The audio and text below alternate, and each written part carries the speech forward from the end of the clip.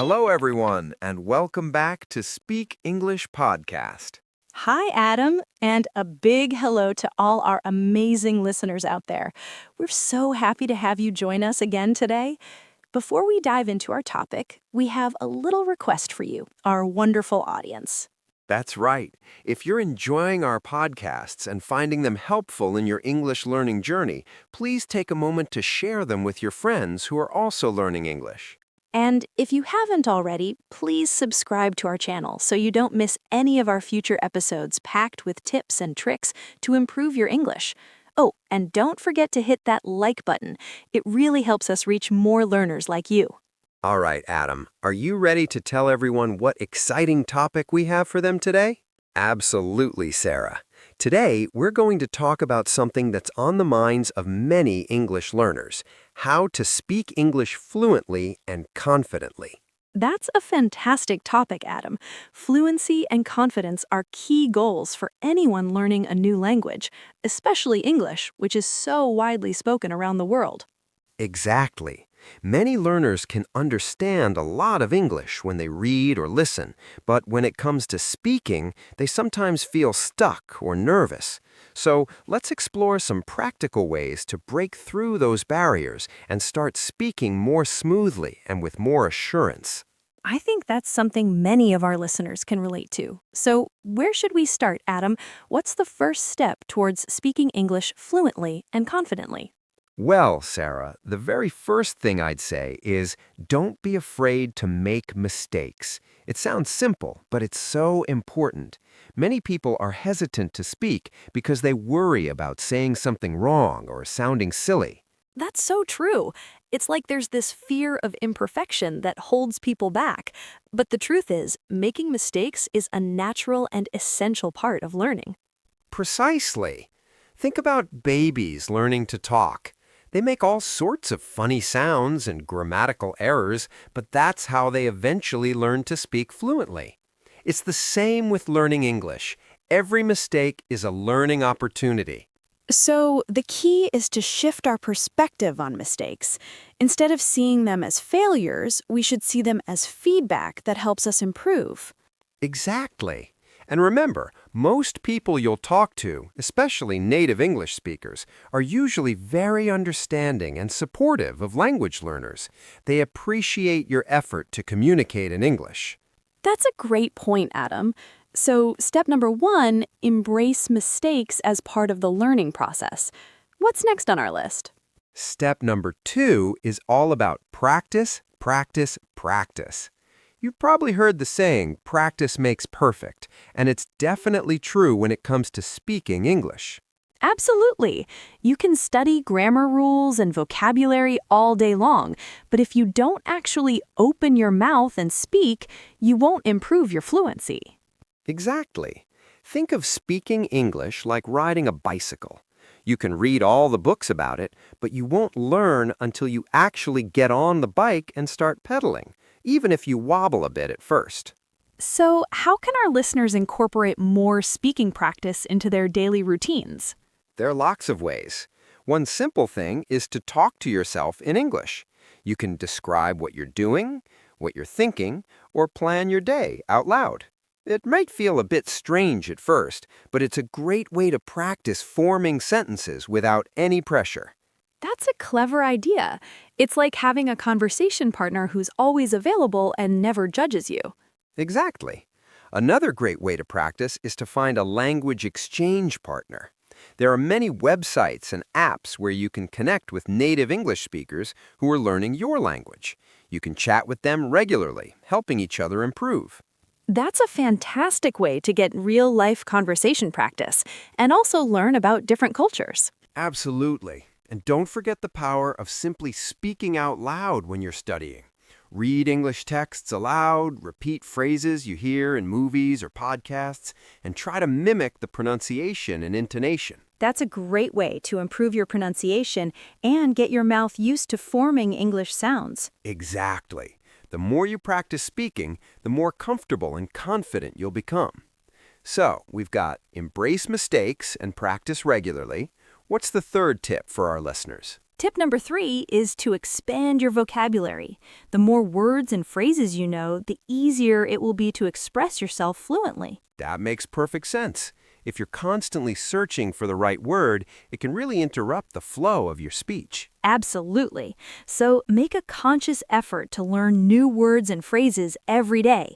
Keep a vocabulary notebook, use flashcards, or try language learning apps. And it's not just about memorizing words, right? It's also important to learn how to use them correctly in sentences. Exactly. Pay attention to how native speakers use new words in context. Read English books, articles, and listen to podcasts and conversations. This will help you understand the nuances of meaning and how to use words naturally. Another great way to expand your vocabulary is to learn synonyms and related words. This gives you more options for expressing the same idea. That's a fantastic tip, Sarah. Instead of just learning one word, try to learn a few different ways to say the same thing. This will make your English sound more natural and fluent. So, our first 3 tips are don't be afraid to make mistakes, practice speaking regularly, and expand your vocabulary. What's next, Adam? Tip number 4 is to learn and study phrases, not just individual words. Fluency is about being able to speak in whole sentences without too much hesitation. That's a really important point. Sometimes learners focus too much on individual words and then struggle to put them together into natural-sounding sentences. Exactly. Native speakers often use set phrases and expressions in their daily conversations. Learning these chunks of language can really boost your fluency. Can you give us some examples of common phrases that learners should focus on? Sure. Things like, how's it going? What's up? Nice to meet you. See you later. Thank you very much. You're welcome. Excuse me. I'm sorry. And so on. These are used all the time in everyday English. And it's not just greetings and polite phrases, right? There are also phrases for expressing opinions, agreeing, disagreeing, asking for clarification, etc. Absolutely. Learning phrases like, I think, in my opinion, I agree with you, I don't agree. Could you please repeat that? What do you mean? Can really help you participate more actively in conversations. So instead of just learning the word opinion, you should also learn the phrase, in my opinion. Exactly. It helps you speak in complete thoughts more easily. Okay, so we've covered embracing mistakes, practicing regularly, expanding vocabulary, and learning phrases. What's tip number 5? Tip number 5 is to think in English. This is a bit more challenging, but it's a crucial step towards fluency. Thinking in your native language and then translating it into English can slow you down and make your English sound less natural. Exactly. The goal is to bypass that translation process and start thinking directly in English. How can learners start doing that? It sounds a bit abstract. It takes time and practice, but you can start small. When you see an object, try to think of its English name instead of the name in your native language. When you have a thought, try to formulate it in English in your head. So, if I see a dog, instead of thinking the Portuguese word cachorro, I should immediately think dog. Exactly. You can also try to narrate your day in English in your mind. What are you doing? What are you planning to do? That's like the talking to yourself tip, but it's all happening inside your head. Precisely. And as your vocabulary and understanding of grammar improve, you'll be able to think in more complex sentences. It sounds like it requires a lot of conscious effort at first. It does, but with consistent practice, it becomes more automatic. Thinking in English helps you react more quickly in conversations and makes your speech flow more naturally. Okay, that's a great tip. So we're now at thinking in English. What's next on our list? Tip number 6 is to immerse yourself in English. This means surrounding yourself with the language as much as possible. That makes a lot of sense. The more you're exposed to English, the more you'll absorb it naturally. Exactly. Change the language settings on your phone and computer to English. Watch English movies and TV shows with subtitles, at least initially. Listen to English music and podcasts. And it's not just about passive listening, right? It's also about actively engaging with the content. Absolutely. Pay attention to the vocabulary, grammar, and pronunciation.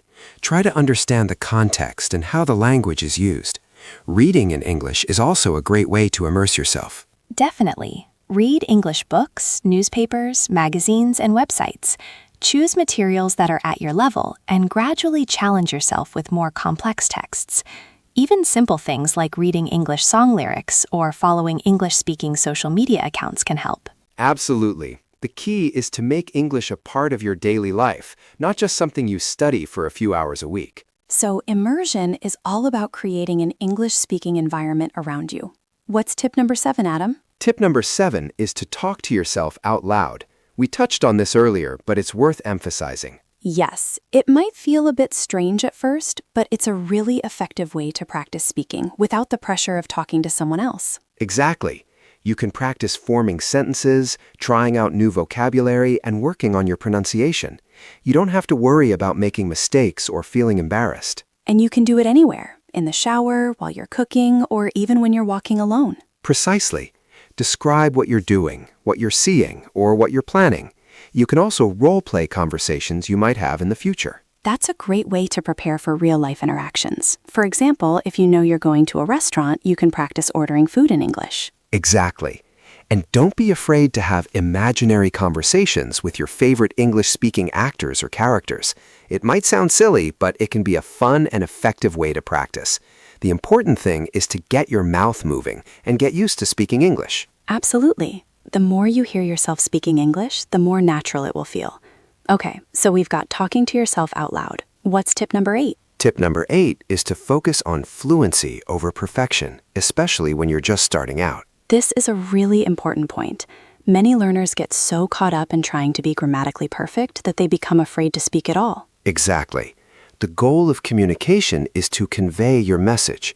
It's okay to make some grammatical errors or mispronounce a word here and there as long as people can understand you. Fluency is about the smooth flow of your speech, even if it's not 100% perfect. Precisely. Don't let the fear of making mistakes paralyze you. It's better to speak and make some errors than to not speak at all.